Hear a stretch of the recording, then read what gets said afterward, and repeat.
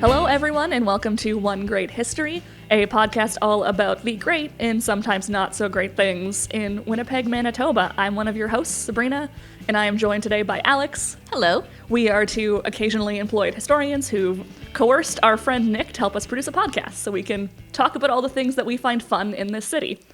But we'll start, I think, pretty simply with what Winnipeg is, for those who might not be in the know. Winnipeg is the provincial capital of Manitoba. It is on Treaty 1 territory, and it is home to all sorts of fun things, like the Winnipeg Jets, the Winnipeg Blue Bombers, the Winnipeg Goldeyes, the Winnipeg Moose, all sorts of fun sports teams. There's also the Human Rights Museum, as well as the Winnipeg Art Gallery, the Symphony and the Ballet, all sorts of fun arts and cultural organizations, and more restaurants and venues than you can shake a stick at. But that's kind of the touristy pitch. Alex, what do you think of Winnipeg? Oh boy, that's a big question to ask me as the first thing to say on our podcast. I mean, people like to rag on Winnipeg a lot. Yeah. That's like, I think the classic Winnipeg slogan is like, we were born here, what's your excuse? Yep. I think every Winnipegger goes through that period of Winnipeg hatred. Oh yeah, absolutely. I don't know, did you go through that? Maybe a little less so. I grew up in a small town outside of Winnipeg, so Winnipeg to me was the big, exciting city, and I feel like not everyone shares that feeling. Right, and for me, what really changed that was moving away from Winnipeg for a while, because when other people started ragging on Winnipeg, I became its defender. Yeah, you have to when you're out of town, right? Totally. I feel like it's like having kind of a weird cousin where, I can make fun of them, but you can't. Don't you dare. Yeah, exactly. Yeah. So, Winnipeg is known for a number of things. We've got a lot more celebrities than you might think that come from here. I feel like the one that I always like is Nia Varlados, who did My Big Fat Greek Wedding, which is the highest grossing romantic comedy of all time. Huh. I'm pretty sure I saw that once. I've seen it many times, and I cry every time I watch it. We've also got Winnie the Pooh, named after Winnipeg. We sure do. And William Stevenson, who was the inspiration for James Bond. That's a pretty cool one. Burton Cummings, of course. And then associated with that, Randy Bachman, and also Neil Young. Although Neil Young is kind of an iffy one. People always say Neil Young, but he went to high school here. He was not here for long. No, but we still claim him. Well, any chance of tasting fame, right? Yes. Terry Fox, of course, Canadian hero, kind of undeniable. Yeah. And personal favorites, children's entertainers, Fred Penner and Al Simmons. Which you can't go wrong with, they're great. Can't go wrong. I think Fred Penner actually kind of quietly moved to Toronto a couple of years ago, but what a traitor. How continue to claim him as well. Al Simmons made me cry once, and that is my claim to fame encounter with Al Simmons. I must have been 8, and I was at one of his shows, and he had these shoes that were geese, and when he stomped, they honked. And we bought a CD from at the end of the show, and he told me when I was buying it that if you touched his nose, it would honk. But what he would do is there was a tablecloth, so when I touched the nose, he would stomp under the table, so it would sound like it was honking. And I'd never been tricked like that before. So I got in the car, and I touched the nose, and it didn't honk, and I cried. And then when we met Al Simmons about a year ago, you went on to tell him that he made you cry as a child. Yeah, and then he told me, I taught you a valuable lesson. Bless Al Simmons. He's the kindest man. It was, I think, the greatest Winnipeg celebrity encounter I will ever have. It was very funny. He did tell me also that one kid he did that trick to came back and told him the CD was broken. So I didn't do that, at least. Fair, it's false advertising. There are also some pretty uniquely Winnipeg things I think we should maybe go over at the start, just in case we mention something and you're not super familiar with it. I'm going to start with one that gets Alex very fired up, which is dainties. Yeah, I love dainties. They're the classic Winnipeg food at what are they at? If you ever go to a school thing, in the evenings. Yeah, a school meeting, I don't know what funeral, I'm talking about. A funeral. They're the classic thing for funerals. Like a public event or any kind of public event. A light wedding lunch. Yes. Would have dainties. And so, sorry, I should explain what dainties are for those who are not from Manitoba. A dainty is it's like a plate of various little baked goods. So it's got Nanaimo bars, the little carrot cake, usually the little brownies with the walnuts in them, all those things. They're my absolute favorite. And I was horrified to find out a little while ago that is not a thing in other places. So, a devastating discovery. If anyone is listening from other places, I would like you to tell me, is that still a thing you have? What do you call them? If you don't have them, I'm very sad. Very sorry for you. We also have honey dill, which is definitively not a thing anywhere else. Right. Which is And maybe even more of a small town thing, because I didn't try honeydill until not that long ago. Well, to me, it was a staple of my diet for a really long time. It still is. It is a mixture of honey, mayonnaise, and dill that you dip chicken fingers in and fries. I don't know that I've ever been to a restaurant with you and your brother where one of you did not order something with honey dill. We have now to. that I think about it. It helps that my brother only eats chicken fingers and honey dill. Yes, he does. That's the diet staple That's the of my only brother. food I've seen him eat. We also have socials, which are basically big wedding fundraisers. Essentially, you pay $10, you go and get cheap drinks, you spend way too much money on a silent auction, Yeah. and then you win all the prizes and everyone yells at you. And you put out, the food layout at socials is also very distinctive. Rye bread and salami and hot dogs. Yes, and pickles. Yeah. Yeah, and like little cubes of cheese sometimes. Yeah. I've been to a few that have pizza now, and that feels very strange. Oh, yeah. That's not allowed. Have you ever been to a good social? One where you like actually had a good time, or did you just sit there eating off the paper plate? Nick, I have a good time at every social I go to. And I have a bad time at every social I go to. This is the big difference between me and Sabrina, is that I famously, at my older sister's wedding social, spent it reading a book in the corner. And what book were you reading, Alex? I think it was Voltaire. I might be unbearable. No, I gamble really hard and then dance a bunch. And I normally win something at a silent auction. A lot of my house furnishings have sort of come from there in various ways, including my very lovely cat tree. Oh yeah, that is a good cat tree. What's a cat tree? It's like a thing that your cats climb on and scratch. So I won one of those at a social. It was hard to get back to my place. And also my roommate, or my upstairs neighbor had made it. We used to live together. So he had made it for the social, had to drive it there, and then we wanted to drive it back to the apartment, and he was not impressed. It was so hard to move, it's giant. We also have tremendous temperature ranges here in Winnipeg. I actually looked this up. Our record high has been 42 degrees and lowest low minus 48 degrees Celsius. And that's without wind chill or the humidex or anything. That's brutal. It's brutal. Every Winnipegger has like a box of like the non-seasonal clothes somewhere in their like basement. Yeah, you gotta change them out every now and again. We're also the Slurpee capital of Canada. The world. Of oh the my world, goodness. yeah. Slurpee capital of the world. Yeah, I feel like regardless of weather, if you go out in Winnipeg and drive around, you will spot a man at a bus stop in cargo shorts drinking a Slurpee.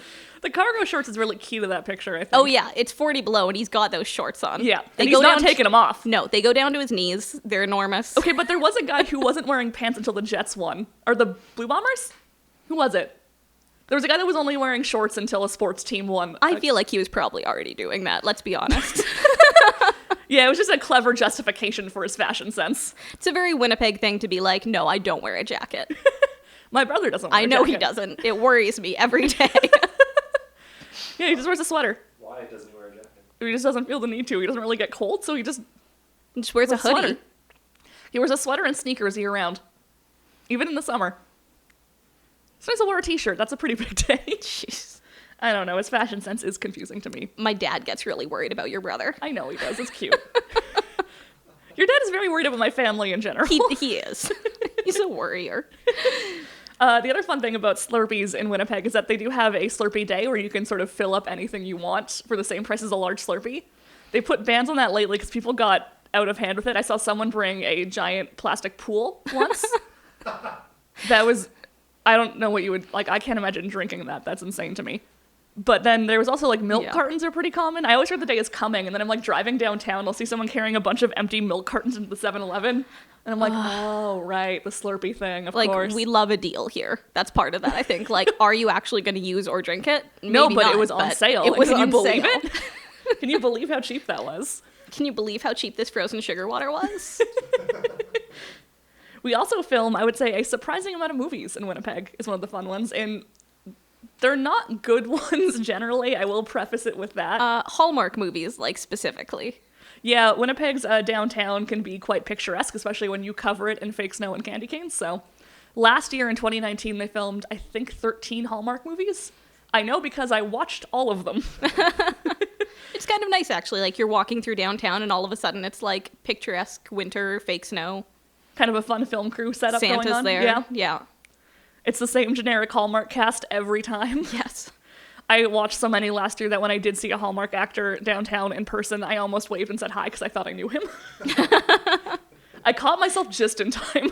But you had just seen him in 13 films. I was like, oh, okay, this is a friend of mine. Yeah. This is like more broadly a Manitoba thing, but every small town in Manitoba has like a world's biggest thing. Yeah. So like Narcissus has a big snake. Gladstone has a happy rock. Haha. In Altona, there's the giant portrait of the sunflower painting by Van Gogh. Right. Which we just saw a couple weeks ago. Yeah. Camarno has a giant mosquito, which is one of my favorites. There's a big pumpkin in Roland. I think Arborg has the giant curling rock. And I think St. Claude has a giant pipe. There's basically endless ones we could go through. Yeah, it's a big list of things. They're very fun to visit. Yeah. Oh, in Spirit Sands, there's a giant camel. Oh, that's fun. Yeah. I don't know why this is. It was like a bit and corner guess, too. It might just be a weird prairie thing. I think it is. It's like a reason for someone to come to your small town, kind of. And I gotta say, it does work. It does work. I will go and visit the giant thing. Well, you did go visit the giant mosquito. I did go. I specifically went to visit the giant mosquito. We also have the largest French-speaking population outside of Ontario and Quebec. Yeah. So that's very cool in St. Boniface or St. Boniface. Are you bilingual, Nick? No. All right. I will be our French-speaking rep here. Yeah, no pressure or anything. Yeah. Oh, by the way, you're doing this entire episode in French. I can't believe no. I forgot to tell you. I think I had this nightmare before. So yeah, those are some pretty definitive Winnipeg things. I feel like there's more we're missing out on. There's a lot of eccentric stuff going on in this city at all times. Which I'm sure will come up. It was the murder capital for a long time. Oh, yeah. Murder capital of Canada and the knife crime capital of Canada more specifically. Here's a fun thing, a fun research thing. So Alex, is this fun or is this sad? Yeah, it's the second one. But I'm going to tell you about it anyway. So I kept hearing things about how New York was like a nightmare town back in like the 70s and 80s, right? You always hear about how it like got cleaned up. It's a lot nicer now. But back in the day, it was like, whoa, it was really dangerous. And I was like, I wonder to what extent that's true. So I looked up the murder rates of New York back in like peak crime days and here in Winnipeg. And in fact, per capita, we have a greater violent crime rate than they did. So, I mean, I think, we have far, far fewer people, so it doesn't feel like as much crime. But that's not a good pitch for Winnipeg. I'll say that Winnipeg doesn't feel dangerous to me. No, I've almost never felt threatened downtown, and I feel like the weird encounters I've had have not been threatening, but just like strange. Yeah, just strange most of the time. People telling me like too personal details about their life on the bus. About their dad who was an oil painter and how they're not as good of an oil painter, but one day they'll get there. Oh. That was a long conversation I had once. What? I don't know. I didn't ask to be a part of it. He came up to me and just opened with that. And I listened until my bus came and then I left. Just had to sit on that for the rest of my life.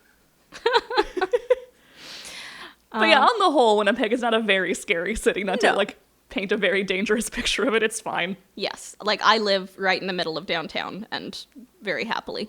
So with all of that said, do you want to move into maybe the history of Winnipeg? Because that's maybe a bit more of a mystery to people who are from here. There's, I would say, on average, 2 things anyone knows about Winnipeg, and it's who Louis Riel is, in that the Winnipeg General Strike happened here, but not necessarily in what year it happened. Right. So I think, in our podcast, we want to try and talk about stuff that's, maybe not been covered quite as much. Yeah. There are tons of good sources on Louis Riel and on the strike, but a lot of other bits of Winnipeg history are very unknown even to the people who live here. Mm-hmm.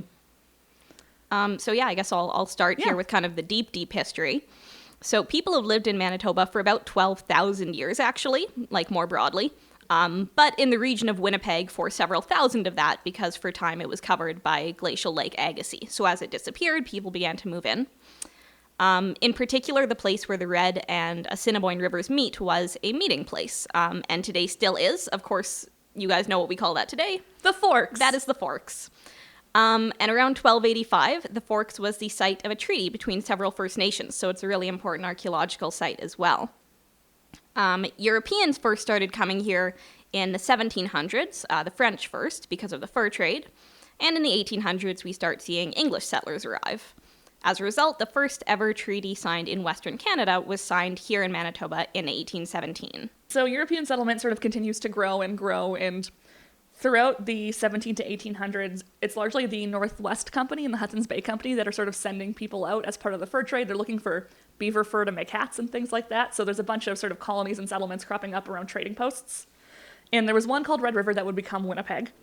And as we get closer to the end of the 1800s, the fur trade's really in a decline. Beaver hats aren't quite as popular anymore. They're not making money.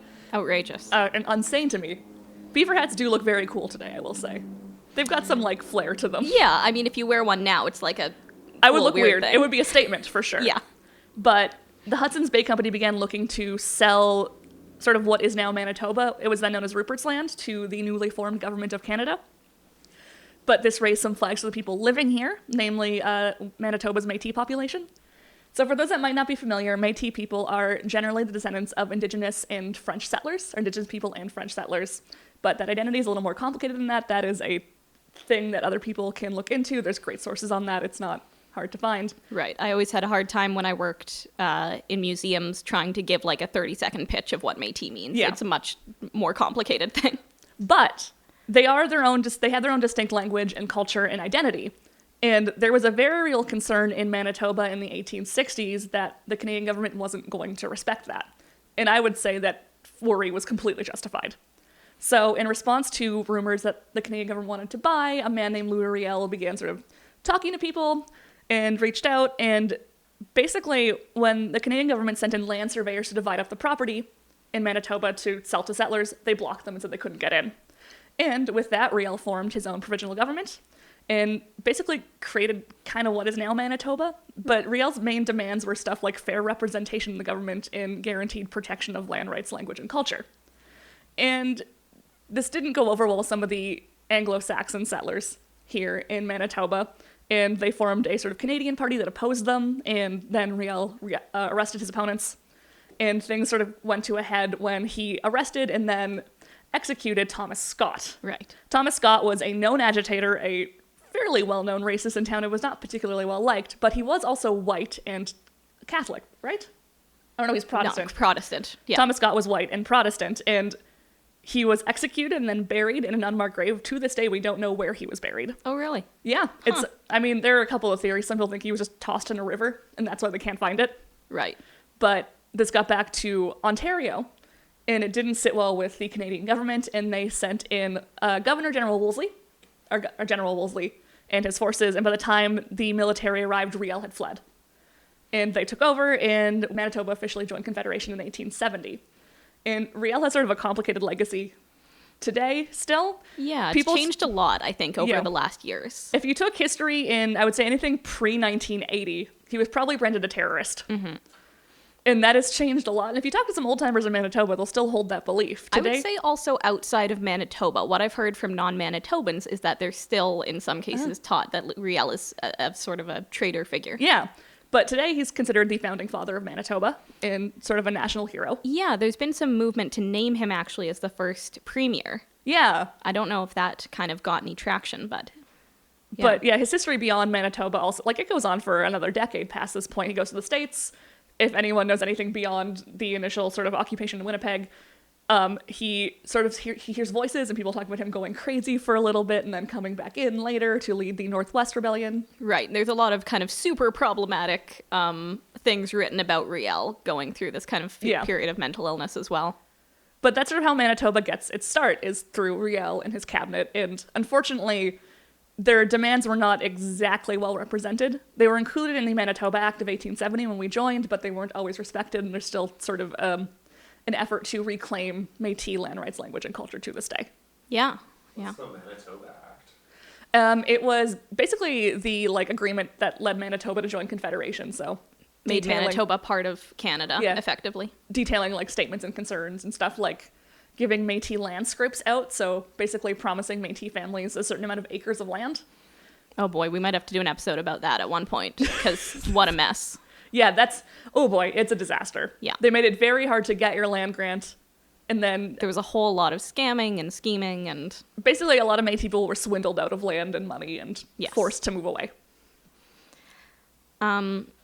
So at this point, there is a settlement here in what we today call Winnipeg, but I'd say it could very well at this point have remained essentially like a small farming community. like many other towns throughout Manitoba. But what made Winnipeg different from other prairie towns was the construction of the railway. Winnipeggers will probably be familiar with the expression that Canada was to be the Chicago of the North, or may have heard the term gateway to the West. Basically because with the railway running through it, and with its position right in the middle of the continent, it quickly became a transportation hub. So pretty lucky, right? Except not really, because it was kind of the result of more like minor corruption rather than luck. Yeah, there was a good swindle going on. There was a good swindle going on here. Yeah, so essentially what had happened is the federal government had made a decision that they were going to construct this railway across Canada, right? Makes sense. But they had tentatively chosen to build through Selkirk rather than Winnipeg, with the idea that later they might add a branch leading down from Selkirk to Winnipeg. So one thing about Winnipeg, and the reason for that, is that it floods. So people talk all the time here about the 1950 flood, which was a tremendous flood. But the floods in the 1800s were unbelievable. Many people permanently left the Red River area because of them even. Selkirk, meanwhile, had just about always managed to stay above the highest floodwaters. So objectively, it would have been probably a better setting for a cross-Canada railroad. Yeah, it seems like a bad business model to have your rail line get flooded every year. Yes. Here's the thing, though, is that the Hudson's Bay Company still has their business going on in Winnipeg. And so they had an interest in keeping that railway or getting that railway here. So what they did is the land commissioner actually asked HBC employees in Winnipeg to write letters to CP Rail claiming that the river did not flood. So this is just this is just an outright lie, right? Like anyone, even today, we have a floodway that prevents like horrible floods, and we still get high waters. Mm-hmm. We still get flooded basements. So just an outright lie. And then swindle on top of swindle here. The city of Winnipeg also offered CP Rail essentially a bribe, $200,000 as an incentive. Yeah, hard to say no to that. Or a bribe. Yeah. To build through Winnipeg. I suppose when you're giving it to like the whole company rather than a single person, that's what makes it an incentive rather than a bribe, right? What a thin line, What a thin line. So CP Rail goes to Selkirk and they say, look, we will continue with our original plan if you can come up with $125,000, which Selkirk can't do. And so despite being totally unsuitable, Winnipeg becomes a transportation hub and its population begins to rapidly increase as it's much, much easier to get here now. Yeah, and with that, it brings in a whole lot of new people, and Winnipeg begins to boom at a extreme rate. Like, population was doubling every year. It was ridiculous. There were some theories that if Winnipeg had kept growing at that rate, they would have reached 1 million people by the year 2000. Wow. Do you know how many people are in Winnipeg today? I know it's not 1 million. No, I think it's a little less than 800,000. Yeah, it's around 800,000 in 2020, so we're not anywhere close to that goal we had predicted. But that was sort of where we could have been. Right. But Winnipeg worked as a transportation hub for the most part because we're right in the center of Canada, so if you're shipping something from Ontario, you can stop here, rest, and then carry your goods on further west as you need. And that led to a lot of warehouses opening up downtown and sort of a big wholesale industry growing. Basically, if you were selling, say, paint, and you wanted to sell paint to Western Canada to paint barns, you could set up a warehouse in Winnipeg and then ship things out as need came in because the rest of Western Canada wasn't quite as stable as Winnipeg was. Right. So it was a safe bet to start here. And I guess it makes sense if you're, like, working on the railway, too, to live here. And it's also why a lot of immigrants would come out, too, because you could take the train, you could stop here, you could stay here, you could keep going. It brought people along for the ride. But then, as this goes on, we also develop a massive grain economy, which people care a lot less about because it's not very exciting to talk about, but it is important to the province. The breadbasket of the country or something. Yeah, something like that. We shipped our first bushel of grain around 1876, I believe, and then we were shipping millions of bushels by the late 1890s to the point where we were producing, I think, 80% of North America's grain, if not more. Wow. Like, a lot of it came from Manitoba, and that's a huge industry because you need farms, and then you need mills, and you need to process everything, so it's a huge attraction. And it also brought in a bunch of farming companies like John Deere. I can't remember any other ones. Right. I mean, even if you drive outside of Winnipeg today, like, the entirety of Manitoba essentially is this sort of patchwork of... Especially southern Manitoba, yeah. Yes. Patchwork of farms, right? Yeah, you're right. Up in northern Manitoba, it's a little harder to farm. If you take the 75 going south, you'd see exclusively hay bales and tractors. Yes. But another thing that brought people out here was a fairly dedicated immigration campaign that was led by Clifford Sifton. Basically, he wanted to target Eastern Europeans, thinking that they were sturdier folk who could handle the land here better. So he puts out these pamphlets in Eastern European languages across places like the Ukraine and Russia, and then people would see them, and they would be promised like a bountiful harvest in the West, and they'd come out here and often realize the land hadn't been cleared, the soil could be quite rocky. Right. It might be harder to keep than they thought, and there were stipulations that made it difficult to keep your land, but once you got here, it was very hard to leave. Yeah, because you spent all your money moving over. To go all the way back home. And like every so often I'll come across a little bit of land that hasn't been cleared, and I just think about like it's so scrubby, just dense with like these tiny little kind of trees and branches and bushes. It would have been hard work. Would have been hard work. More work than I would have wanted to do. But all of this puts Winnipeg on a fast track to become one of the biggest Canadian cities. In fact, we were one of the wealthiest Canadian cities by the turn of the century. Yeah, and the early 1900s is kind of what I think of as like prime Winnipeg years. Absolutely. Like if you see like pictures of old-fashioned Winnipeg, it's probably going to be between like 1900 and 1920-ish, you know? Winnipeg is still kind of like a wild frontier town in a lot of ways at this point, right? But it's kind of a neat time because it's like beginning to shape itself. It's building an identity and it's building infrastructure and so on. But by the way, all of that comes at the expense of a lot of people. It's a great time of great hope, but also great hardship. The city is tremendously divided. There's great wealth disparity. So a lot of people making a lot of money, but even more people living in like desperate poverty. So in the north end of the city in particular, and Winnipeggers will know that even today there's a pretty sharp dividing line in Winnipeg between the north end and the south end of the city in terms of poverty and in terms of the state of the infrastructure even today. And so that was even greater back then. And so infrastructure in the north end was just like woefully inadequate. Like it was awful, which is partly what leads to a typhoid epidemic in around 1904, which is caused by tainted drinking water. So we know I love talking about typhoid. Yeah, I know. I do too. But I won't go too much into it. But the important thing about that epidemic is that in addition to kind of leading us to restructure how our toilets work. Important. But it also leads the city to build an aqueduct bringing water in from Shoal Lake. Now, that's probably an episode on its own, but the short version is that the aqueduct is great for Winnipeg, not so great for the community at Shoal Lake. Yeah, which is an issue that carries on to this day. Absolutely. Yeah, it's something that we're really kind of only beginning to address in many ways right now. It's interesting, though, that you mentioned that they were expecting, or could have been expecting, a population of 1 million, because that aqueduct was built for a population of 1 million people and is still the aqueduct that we use today because we haven't surpassed that. Yep. Still works. Yeah. Now, the 1910s just sounds like kind of a series of tragedies when I lift them off, honestly. Yeah, I can see that, yeah. But like, I mean, economically, actually, Winnipeg is doing pretty well at this point. But again, it's that thing of, like, a lot of people, yes, are doing really, really well. A lot of people, not so much. Yep. And in 1914, the First World War begins. Many Winnipeggers go off to fight. Partway through the war, we also actually institute prohibition. Fun fact, by popular referendum. Yeah, Manitobans were very into the concept of prohibition. Yes. Not so much in Winnipeg specifically, but Manitoba in general did actually vote for prohibition several times before the politicians would allow it because they didn't want to say goodbye to those tax dollars, which is different than how it happened in a lot of places. And then in 1918, another epidemic hits, which is the Spanish flu. I imagine with everything going on this year, people have probably heard quite a bit about the Spanish flu this year. And it hits a lot of Manitoba hard, but in particular, it hits poorer populations like those living in the North End, where the infrastructure is worse, where people aren't living, quite as well generally.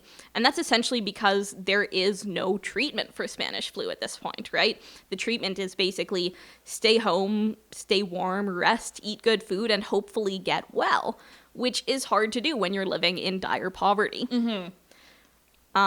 So people are sick, there's unemployment as the war ends and soldiers return, and you can't even have a drink to forget your problems. So it's not too surprising that there's a period of kind of general unrest in Winnipeg. And one of the results is the Winnipeg General Strike, which is still the largest strike in Canadian history. Go us. Go us, yeah. So that's kind of the end of Winnipeg's boom period, and I've occasionally heard people blame that actually on the strike. I think you've probably heard that too. I have absolutely heard that. It's much more likely, though, that it's due actually to the construction in 1919 of the Panama Canal. Yeah. Which means that it's not necessary anymore to transport your goods across the continent by railway. Yeah. There's a lot of reasons that sort of go into Winnipeg's sort of slow decline. By the time we hit the 1930s, Winnipeg had stopped growing. The Panama Canal played a big role in that too. But another thing I've kind of heard is that the development of the West in general slowed it down. Like, Winnipeg worked as a gateway town when the West wasn't developed, but if it's safe to build a warehouse in Edmonton, your business is going to be fine. Right, I guess we're not the only place to go anymore. Yeah, you just build in Edmonton. Why? You need Winnipeg as a stopping point. Right. But then even stuff like the strike probably did scare some people off. Everything slowed down with the war anyway. But then you hit 1929, and the stock market crashes, and everything plunges into the Great Depression. Yeah. And making the issue worse in Manitoba is the Dust Bowl. There is a massive drought.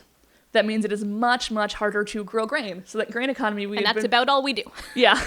We had built so much of our economy on the railway and grain that when you don't need those things anymore, what do you have? Right. So Winnipeg just sort of stagnates. And so does a lot of Manitoba, which has some net benefits now in the long run. You would see a lot of cities, as they grew, would tear down old buildings to make way for the new. But Winnipeg just didn't have the money to do that. Oh. There was no money to spend on sort of big infrastructure projects, really. So that's why we have the Exchange District today, which is a National Historic Site in the heart of downtown. It's got around 118 heritage buildings within a 30-block radius.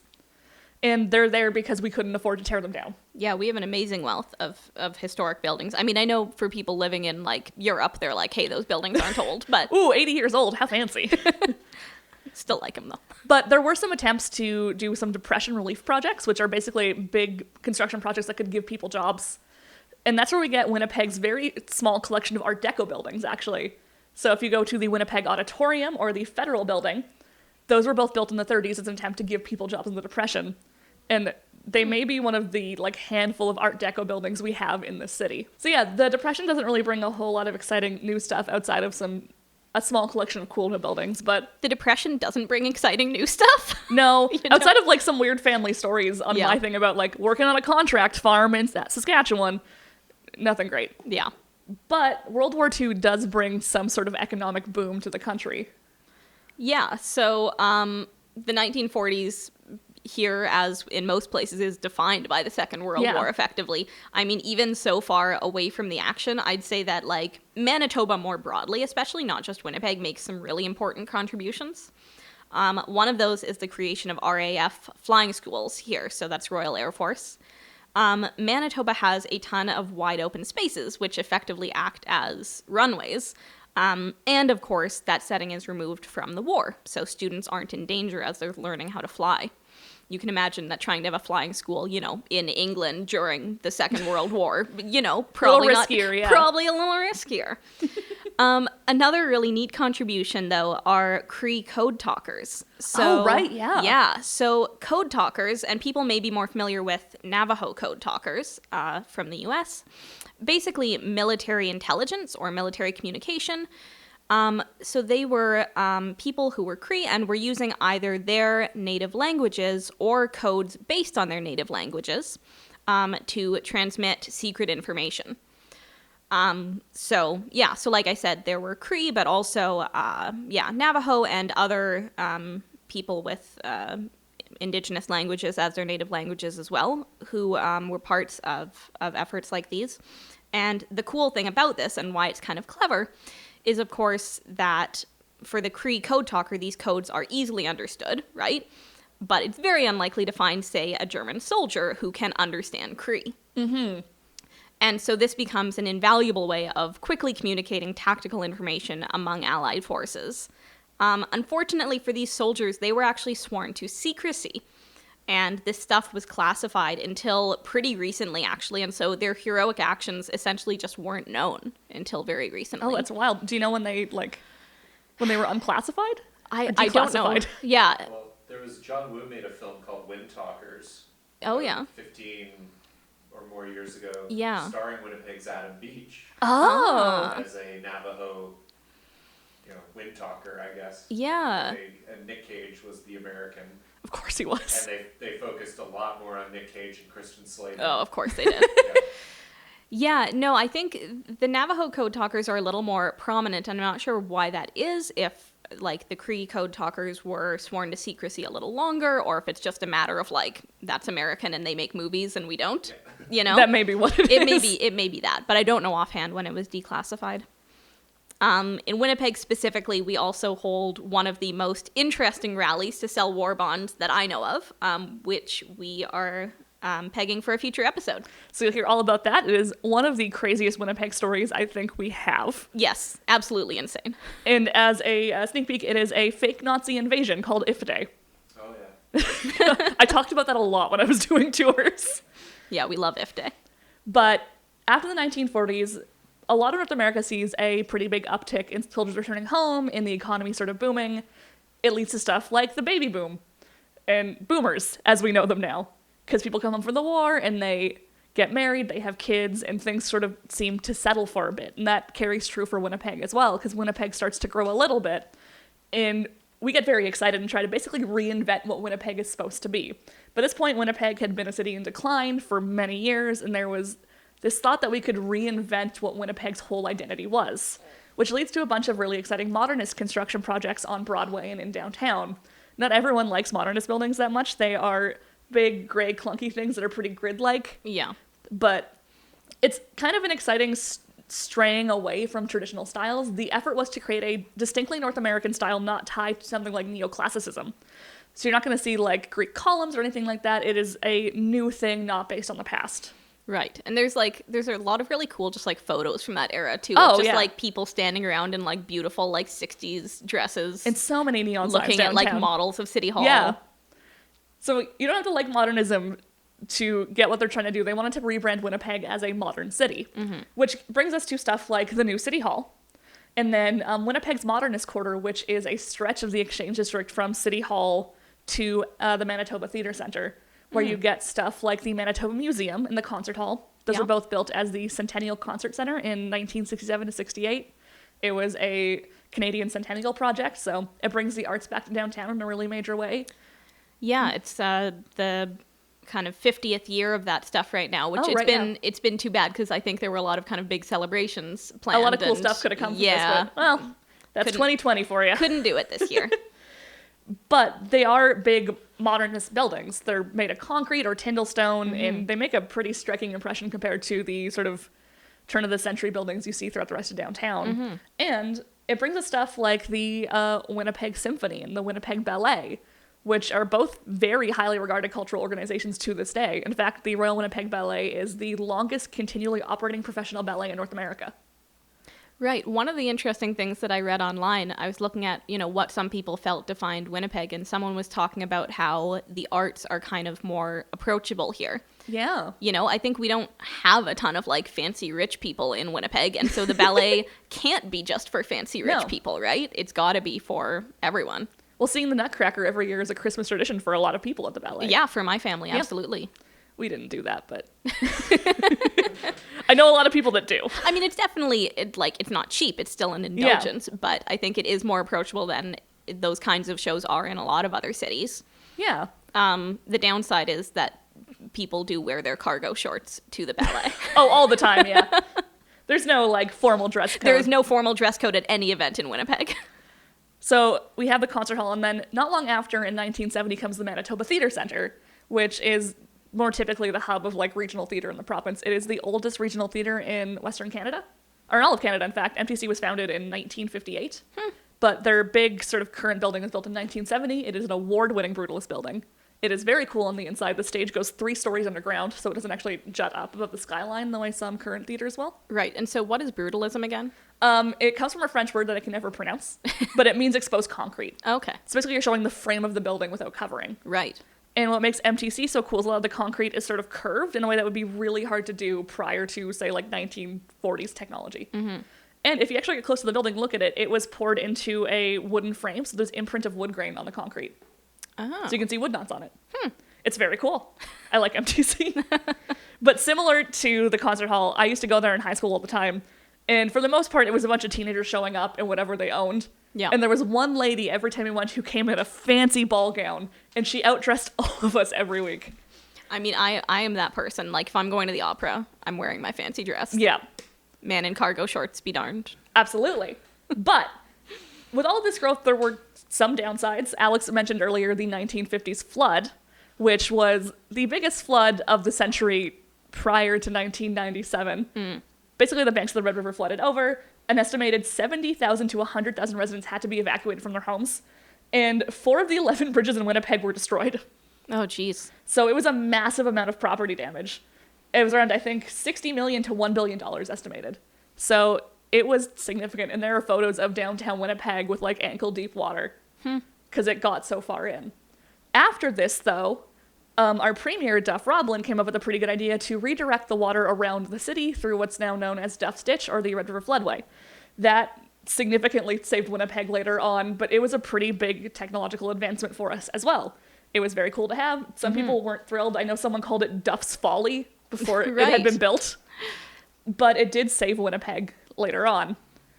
But there were some pretty good visionaries in Winnipeg at the time, including Duff Roblin, but there was also Stephen Juba, who was Winnipeg's longest-serving mayor and had a lot of really big ideas for what Winnipeg could be, including a monorail system that never got built. I feel like Stephen Juba just had a lot of big opinions, too. Oh, he was a big, like, just a big man in terms of, like, character and personality. I love Stephen Juba. He's weird.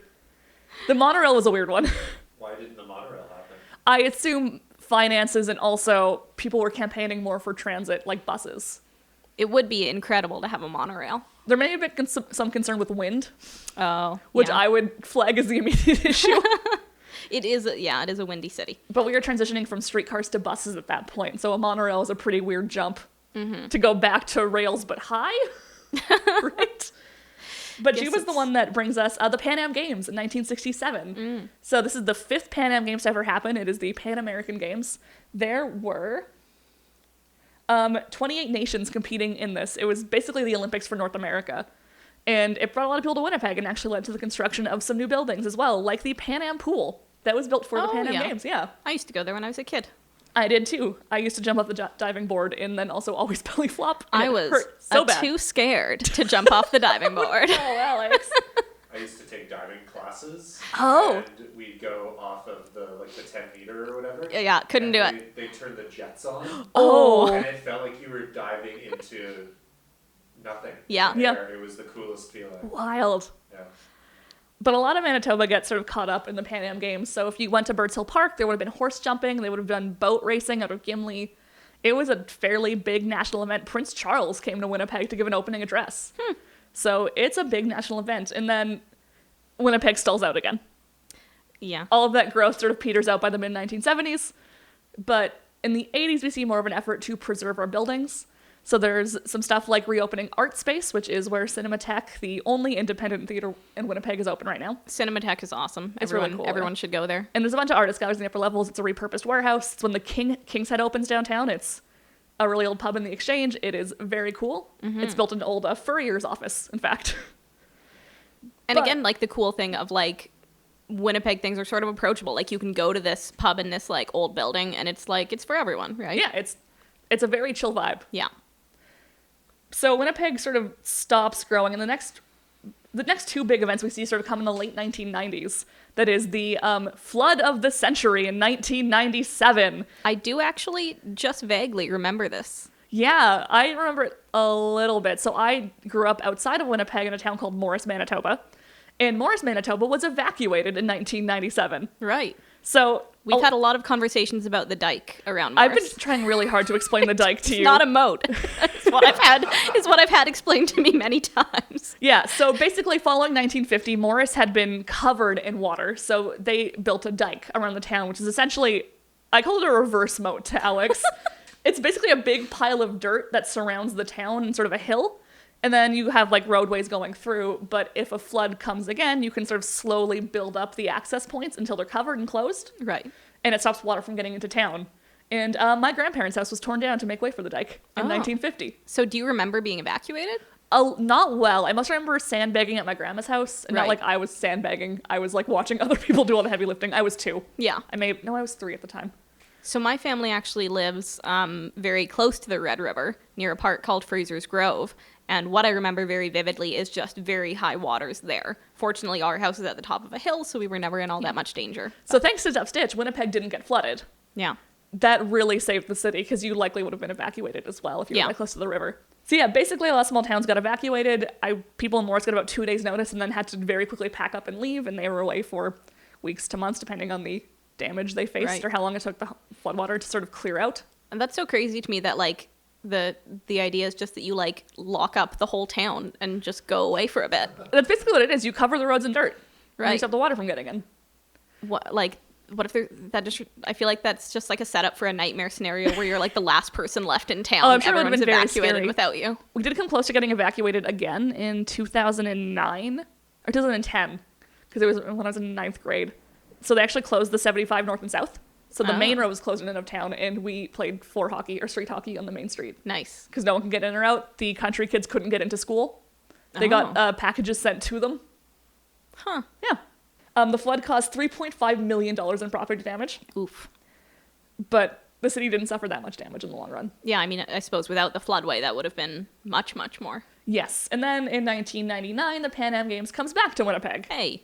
And it's the same thing as last time, just with more 90s stuff. I think my dad volunteered at it because we have an old Pan Am jacket somewhere in my house. And I remember vaguely going to it, but not super well. So past the sort of 2000s, Winnipeg hasn't changed a whole lot over the years. It's become more and more of a tourist destination in the past, I would say, 5 years or so. Or at least we're trying. We're trying, yeah. But there's been a pretty significant uptick in like people coming through and checking things out, and that is because they're spending a lot of money on stuff like the Human Rights Museum and the new conservation gardens, our conservatory in Assiniboine Park. I have also seen a lot of people coming through on their way to Churchill. Churchill has definitely become a bigger tourist destination, and so a lot of those groups stop in Winnipeg because, you know, aside from the polar bears, there's not sort of a lot of museums and such in actual Churchill.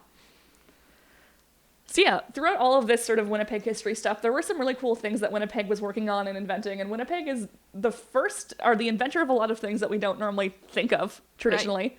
Right. So I think by virtue of being the oldest city in Western Canada, there's a lot of like first university and first hospital and stuff like that. So a lot of old Winnipeg institutions are the first of its kind anywhere in the West. So like University of Manitoba was the first college in all of Western Canada. It was founded in 1877.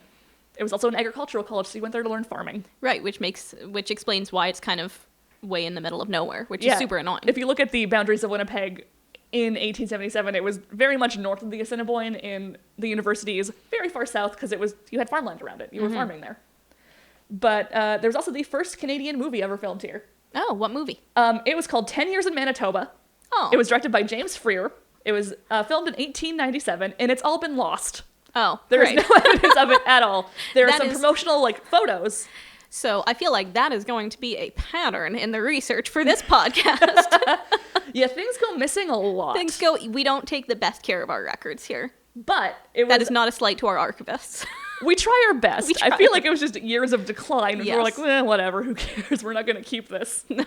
And then we lost a very cool like documentary of early Manitoba because it was Yeah. produced by the CPR Oh. to like bring people into the West. Right. So James Freer, the director, basically toured it around Europe, showing the film off. Because there was a number of things like the arrival of the CPR Express at Winnipeg and 6 binders at work in a 100-acre wheat field. Those were the exciting scenes you could see if you watched 10 Years in Winnipeg. We also have the longest skating trail in the world, depending on the year. Basically, the river at the forks freezes on both the Assiniboine and Red River.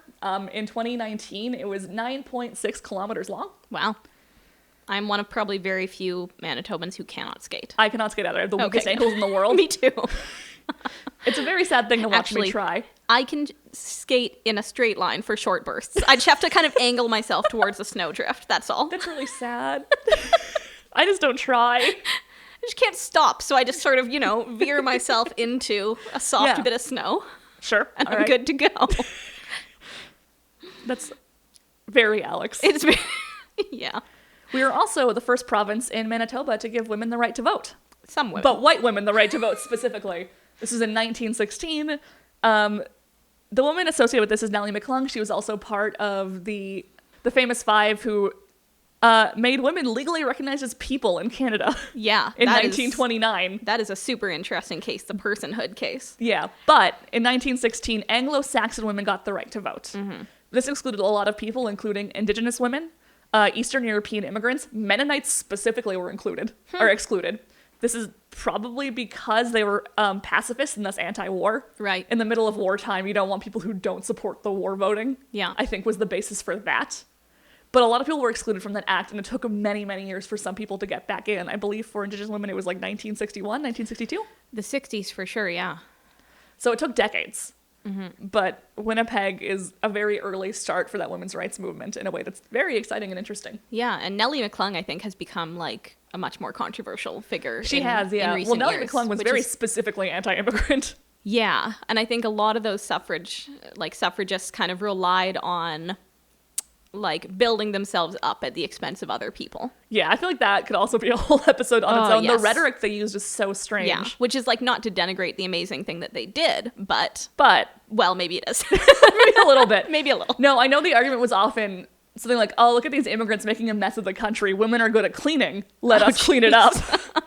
That is the gist of it. And that's what we call feminism, kids. Yeah, so there's that. Yeah. We also used the first 3-digit emergency number Oh. in all of North America. So you know how we call 911 today? Yeah. That started in 1959. Oh. Prior to that, you had to call the actual full police number. Right. Or find a police call box. Jeez. Like, so you had to memorize. You had to like, a memorize the full- number. I guess it probably was shorter then, but still. It probably still would have been hard to remember because also if there was a fire, you were calling the fire department. Oh. 911 consolidates all of that, right? Yeah. So it connects you to who you have to go to. Right.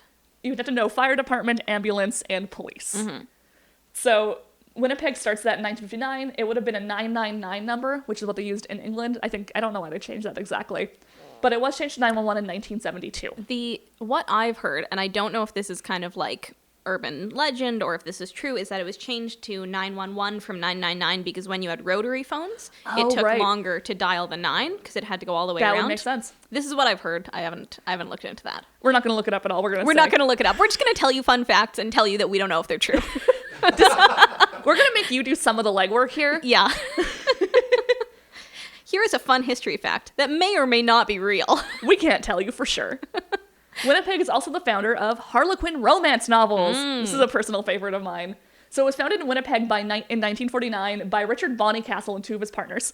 And the company had a bit of a sensational debut. The book was called The Manatee by Nancy Bruff. And the summary... That doesn't sound very sexy. wait till I get to the blurb. The bold, nakedly revealing story of a sea captain's savage mismating, of the strange children he sired, of the unspeakable act that sealed his fate. Oh my. I have not read this book. I might have to read that. I feel like we do have to read it at some point. But Harlequin Romance moved to Toronto in 1969. It's still one of the largest publishing companies in the world to this day. But they got their start here in Winnipeg against all odds. With the manatee. What a novel. And how could it not sell with that title? Right, with that background, with that story too, right? The unspeakable act What's that seals his fate. the unspeakable act? We have to read it to find I out. guess, Alex. and I guess we can't say it on the radio. This is Not on the radio. on the internet. I feel like censoring on the internet is a very weird choice to make. Said it's unspeakable. You'll, Write it. yeah. Yeah. Stay tuned for a very long social media post about the manatee. Yeah.